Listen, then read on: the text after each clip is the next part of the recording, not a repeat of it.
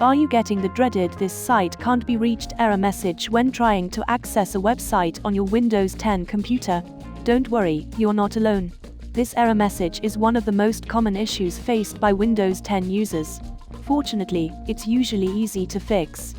Open the control panel. You can do this by clicking the Windows icon in the bottom left corner of your screen, then typing Control Panel into the search box and hitting Enter. Select Network and Internet from the control panel. Select Network and Sharing Center from the Network and Internet menu. Select Change Adapter Settings from the left-hand side of the Network and Sharing Center. Right-click on your active network connection, then select Properties.